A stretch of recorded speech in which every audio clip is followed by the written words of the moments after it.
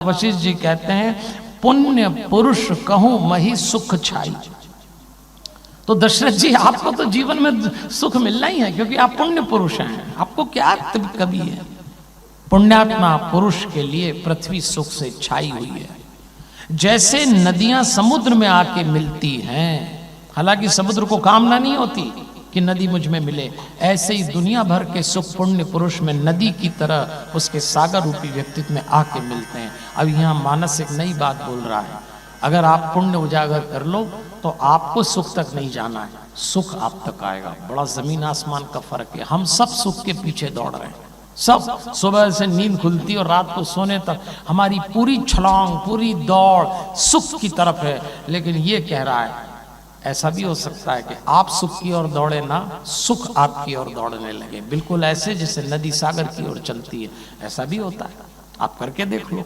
इसलिए अपने सत्कर्म अपने भीतर की भक्ति जागृत रखिए। और फिर वो कहते हैं देखो भाई, सुख और संपत्ति बिना बुलाए स्वाभाविक रूप से धर्मात्मा लोगों के पास आती है। इसकी सील लगा दी धर्म गुरु वशिष्ठ जी ने।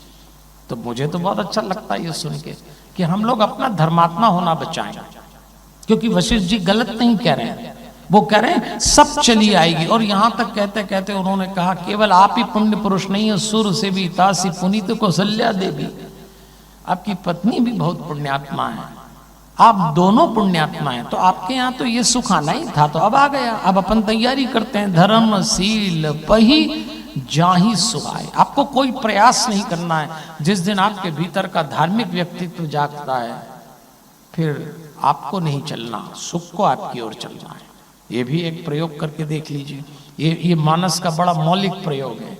ये मानस में शायद तुलसी का ही चिंतन हो सकता है कि सारी दुनिया जब सुख की ओर भागे तो कुछ ऐसा भी किया जा सकता है कि सुख आपकी ओर भागे। ऐसा होगा, ऐसा प्रमाण दिया जा रहा है।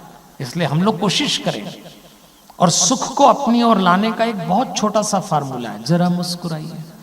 अरे आप फिर सीरियस हो गए। जैसे ही आप मुस्कुराते हैं भगवान सुख को आदेश देते हैं चला जा, वो मुस्कुरा रहा चला जा। और जैसे ही सुख आए और नहीं मुस्कुराओगे तो वो जाता ही है। मुझे सूमड़े पसंद ही नहीं है। आप में से भी जितने जो परमानेंट सूमड़े होंगे वो 9 दिन नहीं हंसेंगे मेरे कहने का, लेकिन जो हंस सकते हैं वो तो हंसे, क्योंकि बात मानस में घूम फिर के यही आ रही है कि भैया कुछ करो, भैया कुछ करो।